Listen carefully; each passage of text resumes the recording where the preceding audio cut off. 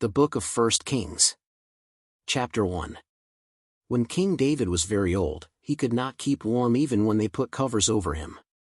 So his attendants said to him, "Let us look for a young virgin to serve the king and take care of him. She can lie beside him so that our lord the king may keep warm." Then they searched throughout Israel for a beautiful young woman and found Abishag, a Shunammite, and brought her to the king. The woman was very beautiful. She took care of the king and waited on him, but the king had no sexual relations with her. Now Adonijah, whose mother was Haggith, put himself forward and said, "I will be king." So he got chariots and horses ready, with 50 men to run ahead of him. His father had never rebuked him by asking, "Why do you behave as you do?" He was also very handsome and was born next after Absalom. Adonijah conferred with Joab son of Zeruiah and with Abiathar the priest, and they gave him their support. But Zadok the priest, Benaiah son of Jehoiada, Nathan the prophet, Shimei and Ray and David's special guard did not join Adonijah. Adonijah then sacrificed sheep, cattle and fattened calves at the stone of Zoheleth near En-Rogel. He invited all his brothers, the king's sons, and all the royal officials of Judah, but he did not invite Nathan the prophet or Benaiah or the special guard or his brother Solomon. Then Nathan asked Bathsheba, Solomon's mother, "Have you not heard that Adonijah, the son of Haggith, has become king, and our lord David knows nothing about it? Now then, let me advise you how you can save your own life and the life of your son Solomon. Go into King David and say to him, 'My lord the king, did you not swear to me your servant, surely Solomon your son shall be king after me, and he will sit on my throne? Why then has Adonijah become king? While you are still there talking to the king, I will come in and add my word to what you have said.'" So Bathsheba went to see the aged king in his room, where Abishag the Shunammite was attending him. Bathsheba bowed down, prostrating herself before the king. "What is it you want?" the king asked. She said to him, "My lord, you yourself swore to me your servant by the Lord your God, Solomon your son shall be king after me, and he will sit on my throne. But now Adonijah has become king, and you, my lord the king, do not know about it. He has sacrificed great numbers of cattle, fattened calves, and sheep, and has invited all the king's sons, Abiathar the priest and Joab the commander of the army, but he has not invited Solomon your servant. My lord the king, the eyes of all Israel are on you, to learn from you who will sit on the throne of my lord the king after him.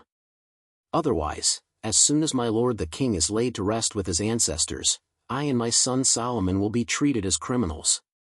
While she was still speaking with the king, Nathan the prophet arrived. And the king was told, "Nathan the prophet is here." So he went before the king and bowed with his face to the ground. Nathan said, "Have you, my lord the king, declared that Adonijah shall be king after you, and that he will sit on your throne? Today he has gone down and sacrificed great numbers of cattle, fattened calves, and sheep. He has invited all the king's sons, the commanders of the army and Abiathar the priest. Right now they are eating and drinking with him and saying, 'Long live King Adonijah.' But me your servant, and Zadok the priest, and Benaiah son of Jehoiada, and your servant Solomon he did not invite. Is this something my lord the king has done without letting his servants know who should sit on the throne of my lord the king after him?" Then King David said, "Call in Bathsheba." So she came into the king's presence and stood before him. The king then took an oath, "As surely as the Lord lives, who has delivered me out of every trouble, I will surely carry out this very day what I swore to you by the Lord, the God of Israel, Solomon your son shall be king after me, and he will sit on my throne in my place." Then Bathsheba bowed down with her face to the ground, prostrating herself before the king, and said, "May my lord King David live forever." King David said, "Call in Zadok the priest, Nathan the prophet and Benaiah son of Jehoiada." When they came before the king, he said to them, "Take your lord's servants with you and have Solomon my son mount my own mule and take him down to Gin. There have Zadok the priest and Nathan the prophet anoint him king over Israel. Blow the trumpet and shout, 'Long live King Solomon.' Then you are to go up with him, and he is to come and sit on my throne and reign in my place. I have appointed him ruler over Israel and Judah." Benaiah son of Jehoiada answered the king, "Amen. May the Lord, the God of my lord the king, so declare it." As the Lord was with my lord the king, so may he be with Solomon to make his throne even greater than the throne of my lord King David. So Zadok the priest, Nathan the prophet, Benaiah son of Jehoiada, the Kerethites and the Pelethites went down and had Solomon mount King David's mule, and they escorted him to Gihon. Zadok the priest took the horn of oil from the sacred tent and anointed Solomon. Then they sounded the trumpet and all the people shouted, "Long live King Solomon!" And all the people went up after him, playing pipes and rejoicing greatly, so that the ground shook with the sound. Adonijah and all the guests who were with him heard it as they were finishing their feast. On hearing the sound of the trumpet, Joab asked, "What's the meaning of all the noise in the city?" Even as he was speaking, Jonathan son of Abiathar the priest arrived. Adonijah said, "Come in. A worthy man like you must be bringing good news." "Not at all." Jonathan answered. "Our lord King David has made Solomon king. The king has sent with him Zadok the priest, Nathan the prophet, Benaiah son of Jehoiada, the Kerethites and the Pelethites, and they have put him on the king's mule, and Zadok the priest and Nathan the prophet have anointed him king at Gihon." From there they have gone up cheering, and the city resounds with it. That's the noise you hear. Moreover, Solomon has taken his seat on the royal throne. Also, the royal officials have come to congratulate our lord King David, saying, "May your God make Solomon's name more famous than yours and his throne greater than yours." And the king bowed in worship on his bed and said, "Praise be to the Lord, the God of Israel, who has allowed my eyes to see a successor on my throne today." At this, all Adonijah's guests rose in alarm and dispersed. But Adonijah, in fear of Solomon, went and took hold of the horns of the altar. Then Solomon was told, "Adonijah is afraid of King Solomon and is clinging to the horns of the altar." He says, "Let King Solomon swear to me today that he will not put his servant to death with the sword." Solomon replied, "If he shows himself to be worthy, not a hair of his head will fall to the ground, but if evil is found in him, he will die." Then King Solomon sent men, and they brought him down from the altar. And Adonijah came and bowed down to King Solomon, and Solomon said, "Go to your home." Chapter 2. When the time drew near for David to die, he gave a charge to Solomon his son. "I am about to go the way of all the earth," he said. "So be strong, act like a man, and observe what the Lord your God requires, walk in obedience to him, and keep his decrees and commands, his laws and regulations, as written in the law of Moses. Do this so that you may prosper in all you do and wherever you go, and that the Lord may keep his promise to me, if your descendants watch how they live, and if they walk faithfully before me with all their heart and soul, you will never fail to have a successor on the throne of Israel. Now you yourself know what Joab son of Zeruiah did to me, what he did to the two commanders of Israel's armies, Abner son of Ner and Amasa son of Jether. He killed them, shedding their blood in peacetime as if in battle, and with that blood he stained the belt around his waist and the sandals on his feet. Deal with him according to your wisdom, but do not let his gray head go down to the grave in peace. But show kindness to the sons of Barzillai of Gilead and let them be among those who eat at your table. They stood by me when I fled from your brother Absalom. And remember, you have with you Shimei son of Gera, the Benjamite from Mahurim, who called down bitter curses on me the day I went to Mahanaim. When he came down to meet me at the Jordan, I swore to him by the Lord, I will not put you to death by the sword. But now, do not consider him innocent. You are a man of wisdom, you will know what to do to him. Bring his gray head down to the grave in blood." Then David rested with his ancestors and was buried in the city of David. He had reigned 40 years over Israel, 7 years in Hebron and 33 in Jerusalem. So Solomon sat on the throne of his father David, and his rule was firmly established. Now Adonijah, the son of Haggith, went to Bathsheba, Solomon's mother. Bathsheba asked him, "Do you come peacefully?" He answered, "Yes, peacefully." Then he added, "I have something to say to you." "You may say it," she replied. "As you know," he said, "the kingdom was mine. All Israel looked to me as their king. But things changed, and the kingdom has gone to my brother, for it has come to him from the Lord. Now I have one request to make of you. Do not refuse me." "You may make it," she said. So he continued, "Please ask King Solomon, he will not refuse you, to give me Abishag the Shunammite as my wife." "Very well," Bathsheba replied, "I will speak to the king for you." When Bathsheba went to King Solomon to speak to him for Adonijah, the king stood up to meet her, bowed down to her and sat down on his throne. He had a throne brought for the king's mother, and she sat down at his right hand.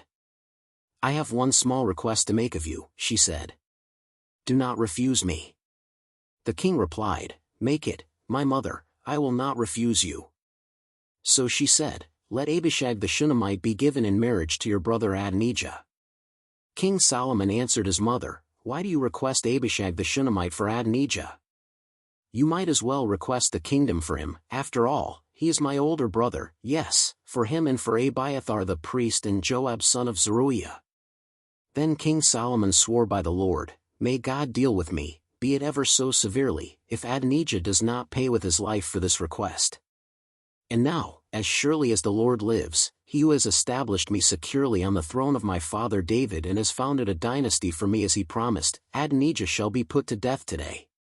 So King Solomon gave orders to Benaiah son of Jehoiada, and he struck down Adonijah and he died. To Abiathar the priest the king said, "Go back to your fields in Anathoth. You deserve to die, but I will not put you to death now, because you carried the ark of the sovereign Lord before my father David and shared all my father's hardships." So Solomon removed Abiathar from the priesthood of the Lord, fulfilling the word the Lord had spoken at Shiloh about the house of Eli. When the news reached Joab, who had conspired with Adonijah though not with Absalom, he fled to the tent of the Lord and took hold of the horns of the altar. King Solomon was told that Joab had fled to the tent of the Lord and was beside the altar. Then Solomon ordered Benaiah son of Jehoiada, "Go, strike him down." So Benaiah entered the tent of the Lord and said to Joab, "The king says, 'Come out.'" But he answered, "No, I will die here." Benaiah reported to the king, "This is how Joab answered me." Then the king commanded Benaiah, "Do as he says. Strike him down and bury him, and so clear me and my whole family of the guilt of the innocent blood that Joab shed. The Lord will repay him for the blood he shed, because without my father David knowing it he attacked 2 men and killed them with the sword. Both of them, Abner son of Nah, commander of Israel's army, and Amasa son of Jether, commander of Judah's army, were better men and more upright than he. May the guilt of their blood rest on the head of Joab and his descendants forever. But on David and his descendants, his house and his throne, may there be the Lord's peace forever." So Benaiah son of Jehoiada went up and struck down Joab and killed him, and he was buried at his home out in the country.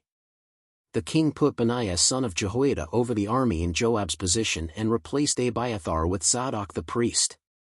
Then the king sent for Shimei and said to him, "Build yourself a house in Jerusalem and live there, but do not go anywhere else. The day you leave and cross the Kidron Valley, you can be sure you will die, your blood will be on your own head."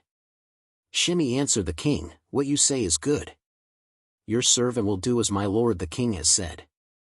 And Shimei stayed in Jerusalem for a long time. But 3 years later, 2 of Shimei's slaves ran off to Achish son of Maacah, king of Gath, and Shimei was told, "Your slaves are in Gath." At this, he saddled his donkey and went to Achish at Gath in search of his slaves. So Shimei went away and brought the slaves back from Gath. When Solomon was told that Shimei had gone from Jerusalem to Gath and had returned, the king summoned Shimei and said to him, "Did I not make you swear by the Lord and warn you, on the day you leave to go anywhere else, you can be sure you will die? At that time you said to me, 'What you say is good. I will obey.' Why then did you not keep your oath to the Lord and obey the command I gave you?" The king also said to Shimei, "You know in your heart all the wrong you did to my father David. Now the Lord will repay you for your wrongdoing. But King Solomon will be blessed, and David's throne will remain secure before the Lord forever." Then the king gave the order to Benaiah son of Jehoiada, and he went out and struck Shimei down and he died. The kingdom was now established in Solomon's hands. Chapter 3. Solomon made an alliance with Pharaoh king of Egypt and married his daughter. He brought her to the city of David until he finished building his palace and the temple of the Lord, and the wall around Jerusalem. The people, however, were still sacrificing at the high places, because a temple had not yet been built for the name of the Lord. Solomon showed his love for the Lord by walking according to the instructions given him by his father David, except that he offered sacrifices and burned incense on the high places. The king went to Gibeon to offer sacrifices, for that was the most important high place, and Solomon offered 1,000 burnt offerings on that altar. At Gibeon the Lord appeared to Solomon during the night in a dream, and God said, "Ask for whatever you want me to give you." Solomon answered, "You have shown great kindness to your servant, my father David, because he was faithful to you and righteous and upright in heart. You have continued this great kindness to him and have given him a son to sit on his throne this very day. Now, Lord my God, you have made your servant king in place of my father David. But I am only a little child and do not know how to carry out my duties. Your servant is here among the people you have chosen, a great people, too numerous to count or number. So give your servant a discerning heart to govern your people and to distinguish between right and wrong. For who is able to govern this great people of yours?" The Lord was pleased that Solomon had asked for this. So God said to him, "Since you have asked for this and not for long life or wealth for yourself, nor have asked for the death of your enemies but for discernment in administering justice, I will do what you have asked. I will give you a wise and discerning heart, so that there will never have been anyone like you, nor will there ever be. Moreover, I will give you what you have not asked for, both wealth and honor, so that in your lifetime you will have no equal among kings. And if you walk in obedience to me and keep my decrees and commands as David your father did, I will give you a long life." Then Solomon awoke, and he realized it had been a dream. He returned to Jerusalem, stood before the ark of the Lord's covenant and sacrificed burnt offerings and fellowship offerings. Then he gave a feast for all his court. Now 2 prostitutes came to the king and stood before him. One of them said, "Pardon me, my lord. This woman and I live in the same house, and I had a baby while she was there with me. The 3rd day after my child was born, this woman also had a baby. We were alone, there was no one in the house but the 2 of us. During the night this woman's son died because she lay on him. So she got up in the middle of the night and took my son from my side while I your servant was asleep. She put him by her breast and put her dead son by my breast. The next morning, I got up to nurse my son, and he was dead. But when I looked at him closely in the morning light, I saw that it wasn't the son I had born." The other woman said, "No.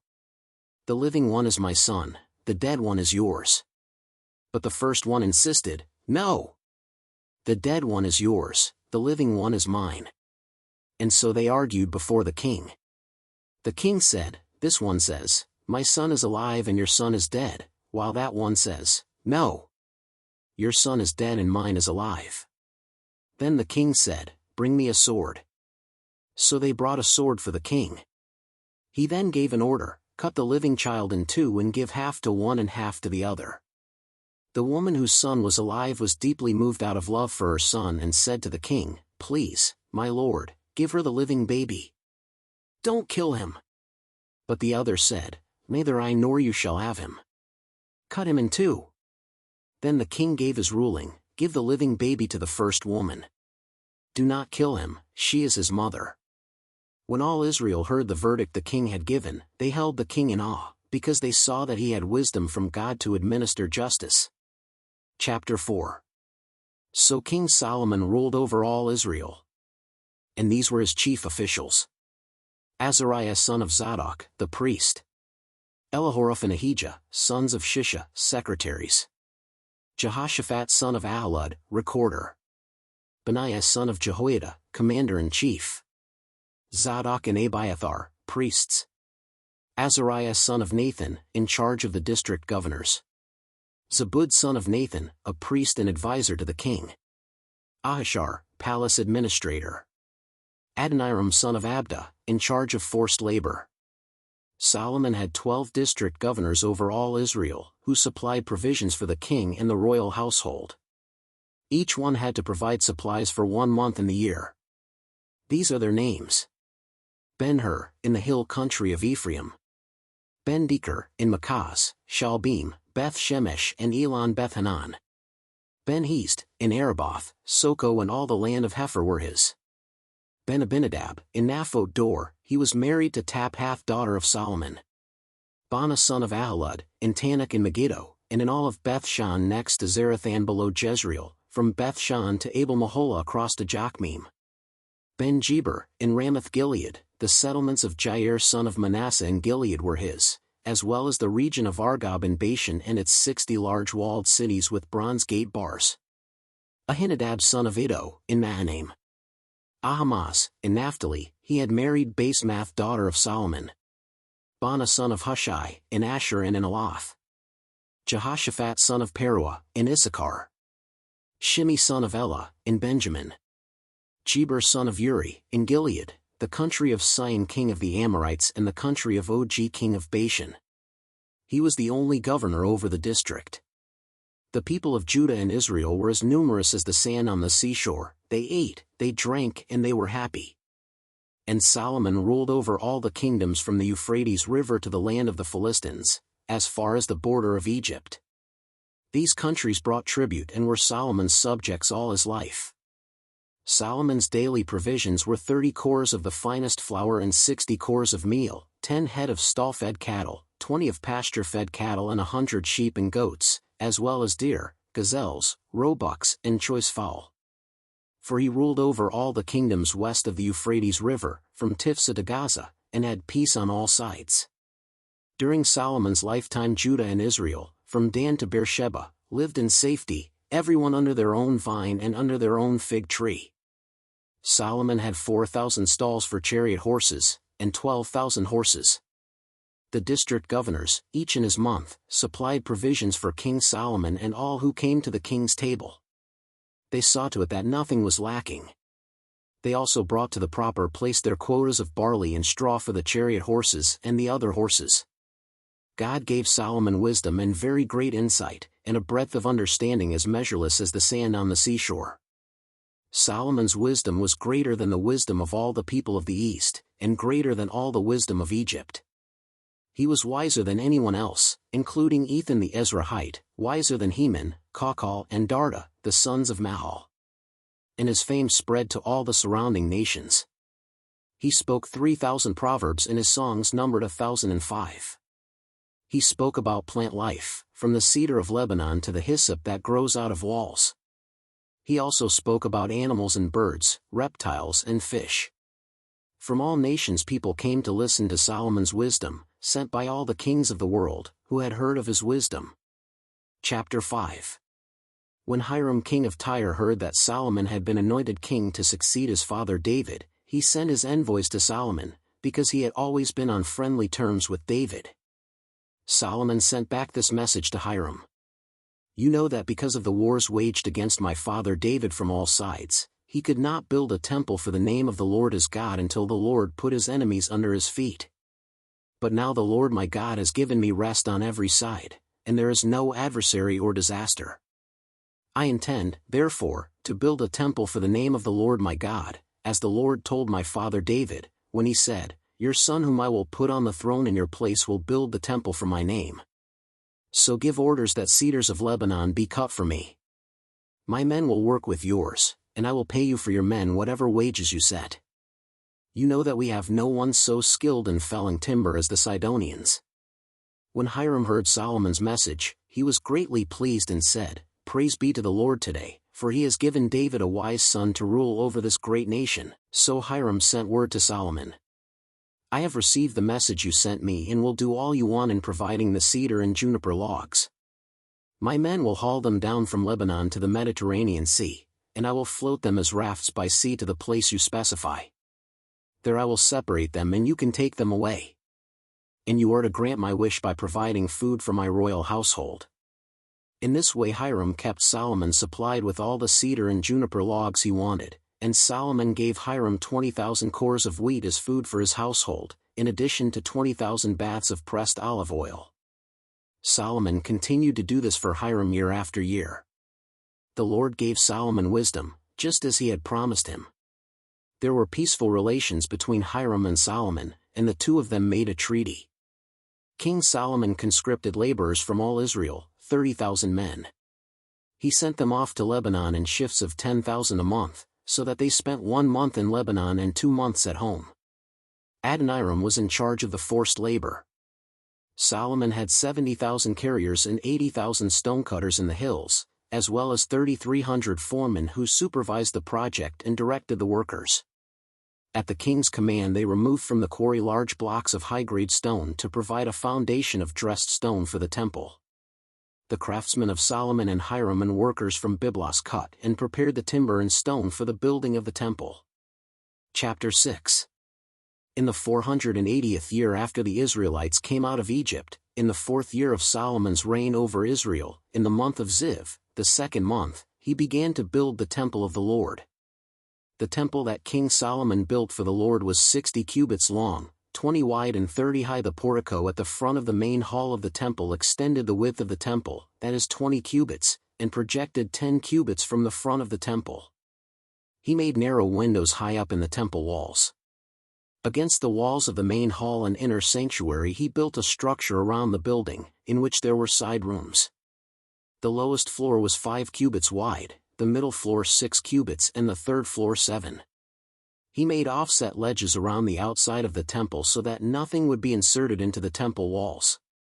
In building the temple, only blocks dressed at the quarry were used, and no hammer, chisel or any other iron tool was heard at the temple site while it was being built. The entrance to the lowest floor was on the south side of the temple. A stairway led up to the middle level and from there to the third. So he built the temple and completed it, roofing it with beams and cedar planks. And he built the side rooms all along the temple. The height of each was 5 cubits, and they were attached to the temple by beams of cedar. The word of the Lord came to Solomon, "As for this temple you are building, if you follow my decrees, observe my laws and keep all my commands and obey them, I will fulfill through you the promise I gave to David your father. And I will live among the Israelites and will not abandon my people Israel." So Solomon built the temple and completed it. He lined its interior walls with cedar boards, paneling them from the floor of the temple to the ceiling, and covered the floor of the temple with planks of juniper. He partitioned off 20 cubits at the rear of the temple with cedar boards from floor to ceiling to form within the temple an inner sanctuary, the most holy place. The main hall in front of this room was 40 cubits long. The inside of the temple was cedar, carved with gourds and open flowers. Everything was cedar, no stone was to be seen. He prepared the inner sanctuary within the temple to set the Ark of the Covenant of the Lord there. The inner sanctuary was 20 cubits long, 20 wide and 20 high. He overlaid the inside with pure gold, and he also overlaid the altar of cedar. Solomon covered the inside of the temple with pure gold, and he extended gold chains across the front of the inner sanctuary, which was overlaid with gold. So he overlaid the whole interior with gold. He also overlaid with gold the altar that belonged to the inner sanctuary. For the inner sanctuary he made a pair of cherubim out of olive wood, each 10 cubits high. One wing of the first cherub was 5 cubits long, and the other wing 5 cubits, 10 cubits from wing tip to wing tip. The second cherub also measured 10 cubits, for the 2 cherubim were identical in size and shape. The height of each cherub was 10 cubits. He placed the cherubim inside the innermost room of the temple, with their wings spread out.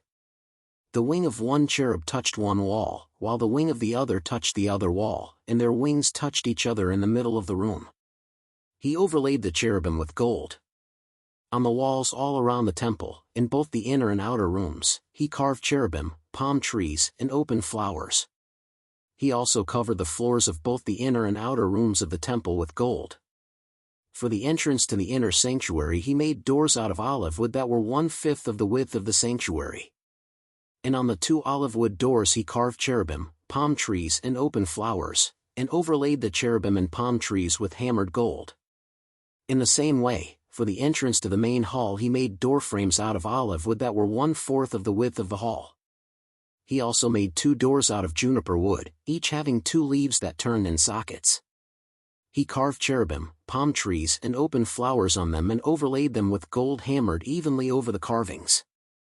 And he built the inner courtyard of 3 courses of dressed stone and 1 course of trimmed cedar beams. The foundation of the temple of the Lord was laid in the 4th year, in the month of Ziv. In the 11th year in the month of Bul, the 8th month, the temple was finished in all its details according to its specifications. He had spent 7 years building it. Chapter 7. It took Solomon 13 years, however, to complete the construction of his palace. He built the palace of the forest of Lebanon 100 cubits long, 50 wide and 30 high, with 4 rows of cedar columns supporting trimmed cedar beams. It was roofed with cedar above the beams that rested on the columns, 45 beams, 15 to a row. Its windows were placed high in sets of 3, facing each other. All the doorways had rectangular frames. They were in the front part in sets of 3, facing each other. He made a colonnade 50 cubits long and 30 wide. In front of it was a portico, and in front of that were pillars and an overhanging roof. He built the throne hall, the hall of justice, where he was to judge, and he covered it with cedar from floor to ceiling. And the palace in which he was to live, set farther back, was similar in design. Solomon also made a palace like this hall for Pharaoh's daughter, whom he had married.